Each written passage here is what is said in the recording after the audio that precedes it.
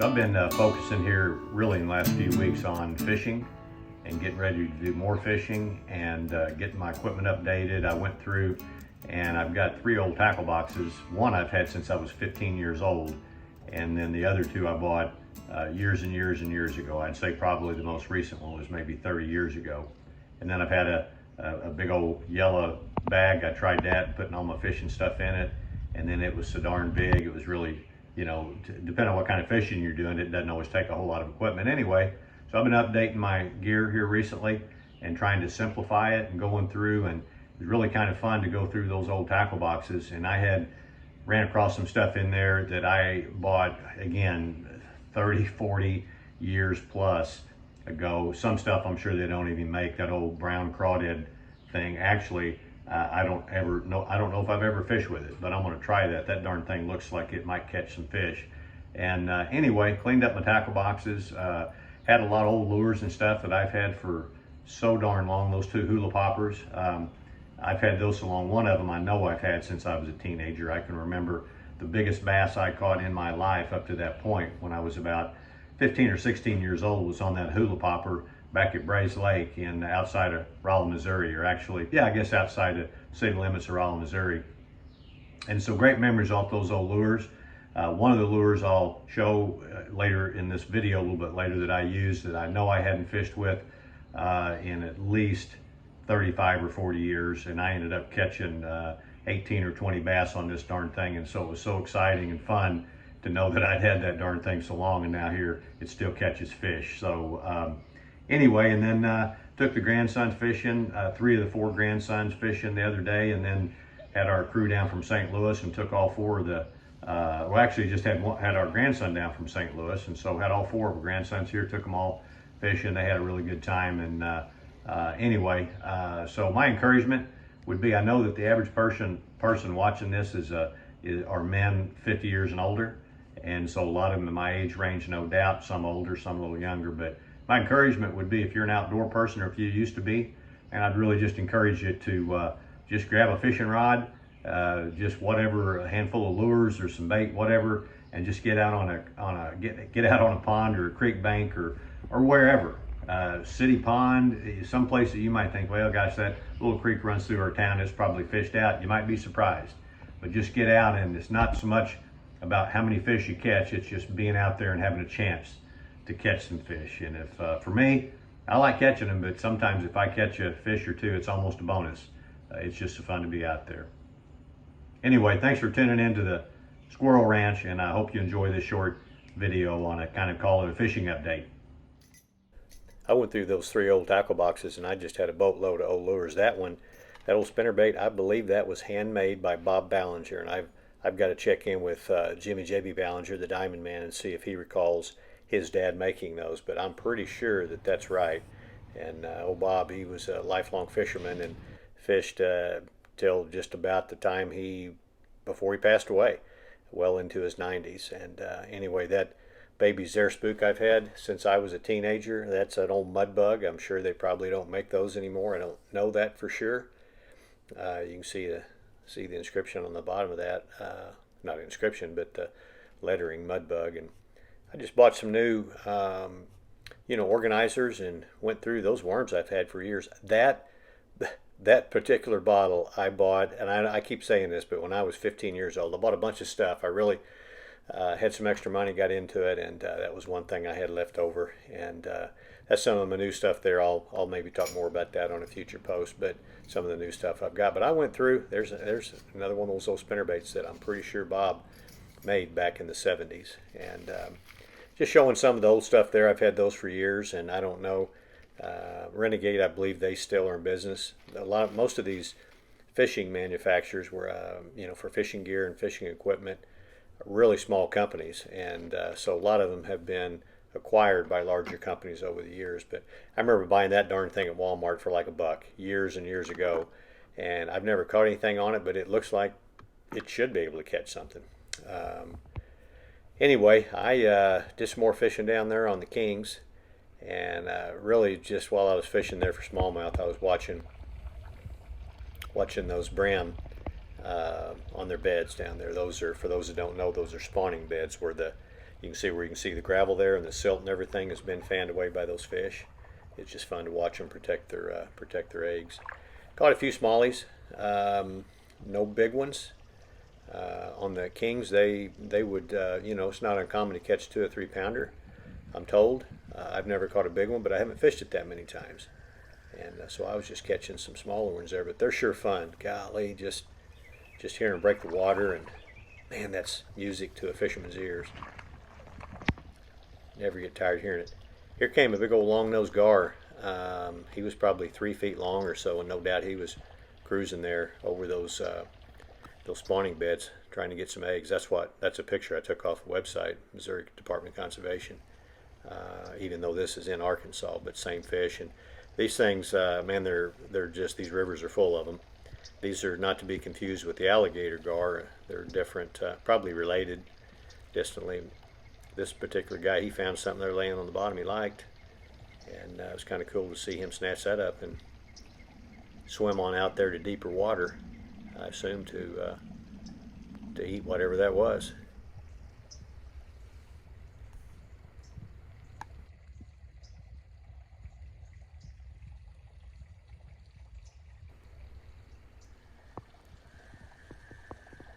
Caught that little brim on that same soft bait I was using to catch those smallmouth. I'm not an expert on panfish. I typically, we used to call them bluegill. We called all of them bluegill, but I think those were brim. Could have been red ear. So that was a pretty good little fish. That was, not huge, but a pretty good largemouth. I caught, I think, 4 out of Paul's big pond there. Just had a heck of a good time. I was the only one up there fishing. Everybody else was back down at the cabin doing different things. But I tell you, I've been, there's a lure I've had forever and ever. It's Razorback is the name of it. And it's got a ball inside it, rattles, and I believe I caught all 4 of those fish out of that pond on that particular crankbait.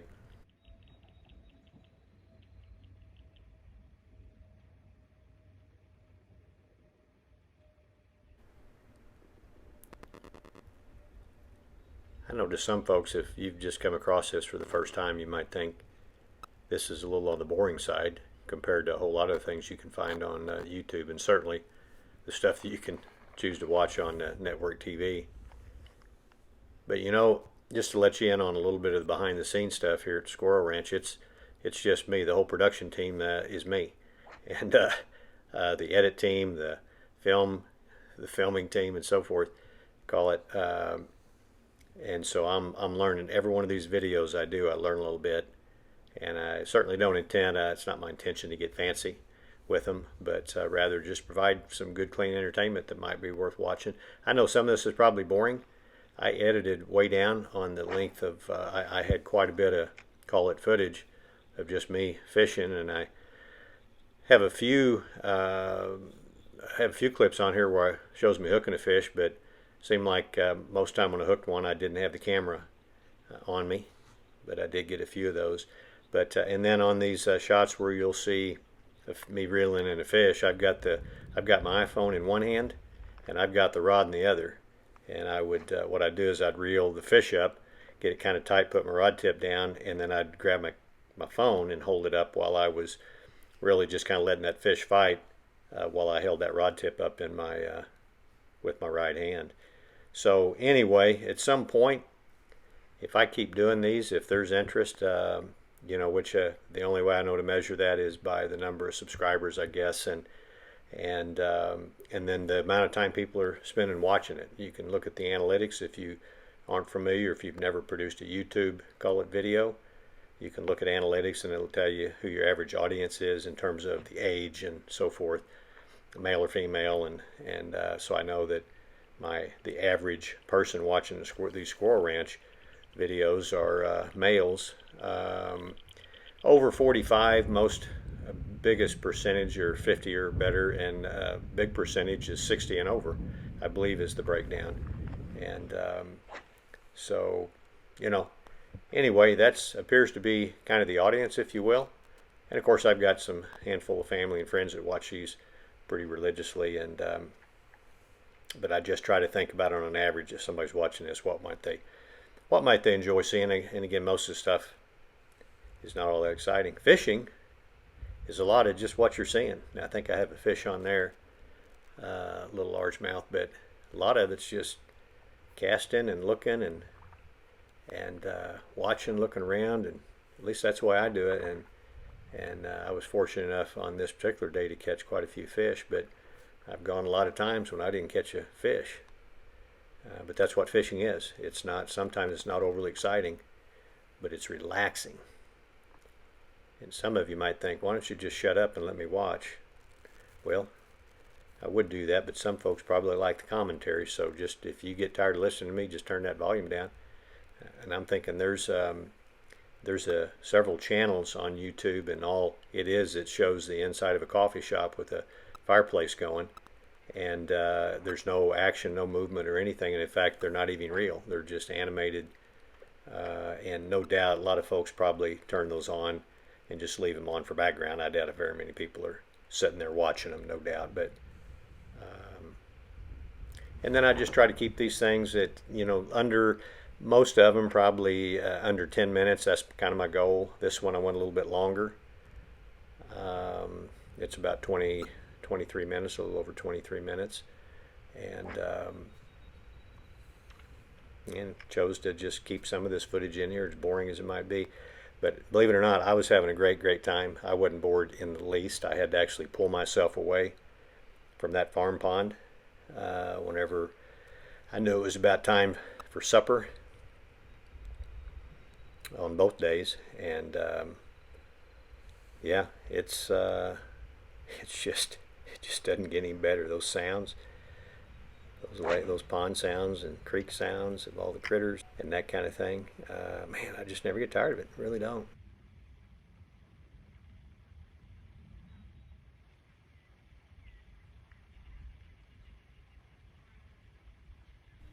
That pack I've got on there across my shoulders, that's called a sling pack.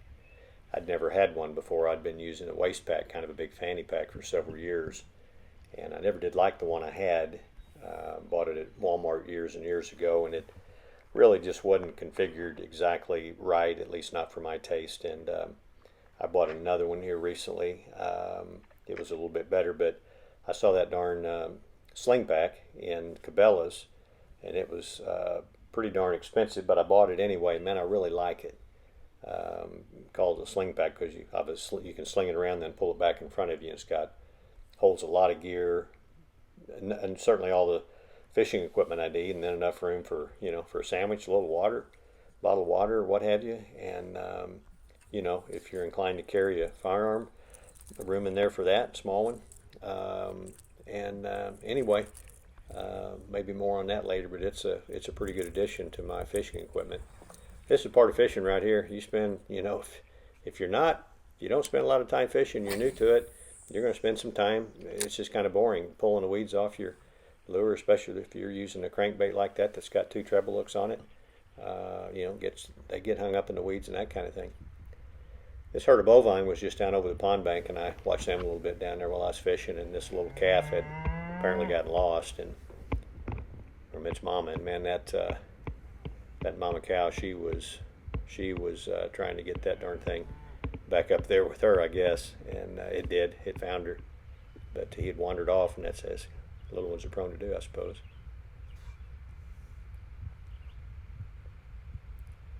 Give you kind of a good look at Paul's upper pond there, that smaller one. It is way out in the boondocks. So I just got done fishing at Paul's big pond, and I'm gonna switch gears here and go down here and fish at a smaller pond.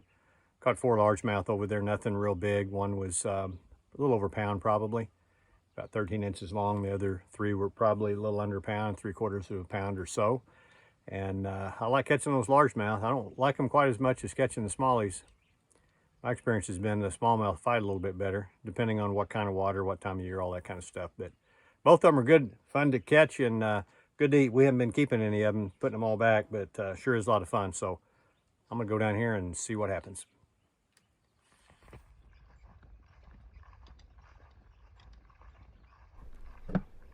although I'd been at the Paul and Karen's place several times, this was the first time I'd ever fished in this pond. And I really really enjoy fishing in these ponds. And this particular pond, you can tell, has mostly a mud bottom, but that water was essentially completely undisturbed and pretty clear. You could see down in there, a pretty good ways. Not a super deep pond, but held quite a bit of fish. I fished really with just, I think, two different lures, that razorback and that other lure. I'll have to go, oh boy, that sound right there. You just can't go any better if you like to fish. But I'll have to go back and check and see the name on that other lure that I was using. Both crankbaits about the same size. Both had two treble hooks on them. And I really don't like fishing with a crankbait that's got two treble hooks on it, but it just has a tendency for those hooks to get really embedded in there, and sometimes one of them will get hooked on the side of the gill. That's a pretty decent little fish right there. So I ended up pinching the barbs down on both. There's that razorback lure again. But I ended up pushing the barbs down on both of those baits, and they were a lot easier to get out after I did that.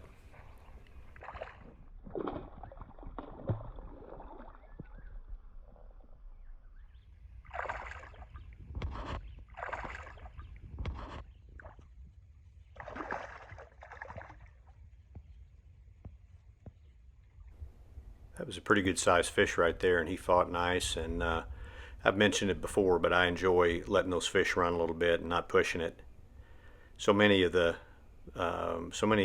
fishing related shows that you'll see seem to be mostly about catching big and catching a lot of fish, and I totally get that, both from a personal standpoint and also from a standpoint of watching things on TV. I normally wouldn't pull a fish up and just let it lay there, but I only had one hand free. The other was on that camera. That's a nice fish right there.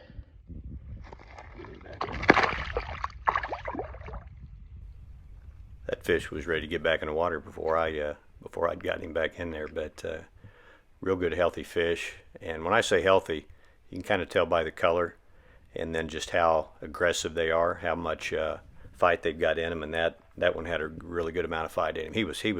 That was a fun fish to catch. If you ever find yourself in a situation where you can go out and catch several of them in that size range, man, it sure is fun. But when you're catching smaller ones, 3/4 of a pound to a pound, and then you catch one like that's 2 pounds or better, say somewhere in between 2 and 3 pounds, man, you really appreciate that size of a fish. And I know there's folks that are watching in places you can go where that fish, which was probably my biggest one of the day, would be just a really small one. You wouldn't even think twice about it. There, I got one, a decent little fish. I ended up catching several of them just right on that corner where I'm standing, and then down the side of that pond bank. I thought I was going to just absolutely slay them down on the side of that bank, but there were quite a bit of, not moss, but just grass and things growing up, and I knew I was going to get snagged, and I did several different times. But if I'd have came back later that night with topwater lure and thrown out there on that far side where those reeds were sticking up, man, that would have been maybe a really enjoyable time. That fish had a hold of one of those treble hooks buried in its mouth, side of its mouth, and then the other one was stuck on the side of its gill. So I used these new pliers that I got at Walmart, and man, they work so well. For years, I've used just a pair of needle nose pliers like you'd have in your toolbox, but these particular pliers are made for fishing, and they've got all the right stuff on there for various split shot sinkers and split rings, and it's got cutters on the side that are replaceable, and they're real precise. And anyway, for $14-15, that was a really good value and a good upgrade to my fishing tackle, and I really enjoy those. If the only thing to make them better is if they had a latch where you could, with one hand, push them together and latch it so you could stick in your pocket without them coming open. But aside from that, I'm very pleased with that approximate $15 upgrade to my fishing tackle.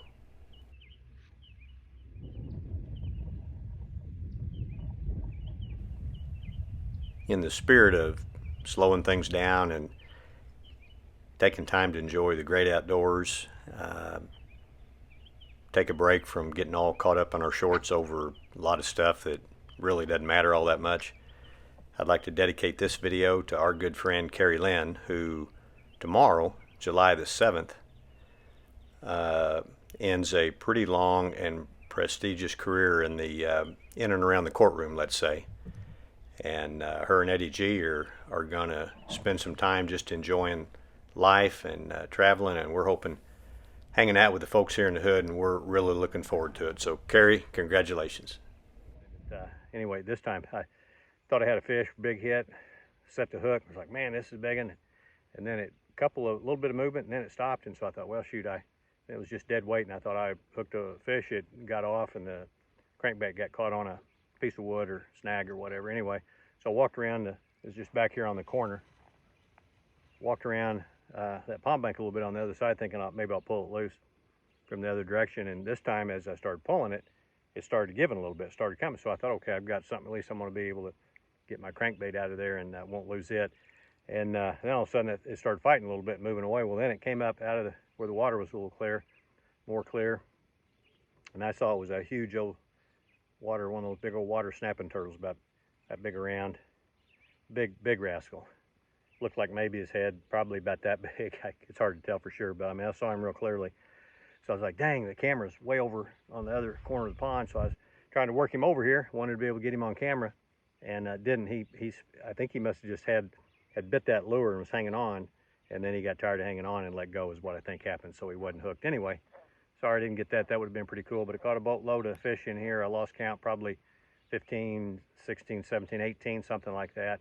3 nice ones, one that would have been pushing probably over 2.5 and maybe closer to 3. I never have been really good at estimating fish's weight, but definitely over 2 pounds.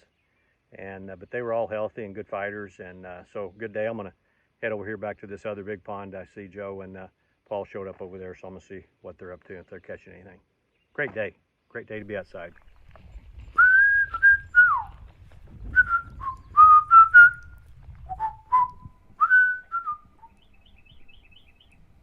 Whether you blew through this video in about 36 seconds or you watch the entire thing, we appreciate you tuning into the Squirrel Ranch, and we'll be back soon with some more everyday stuff.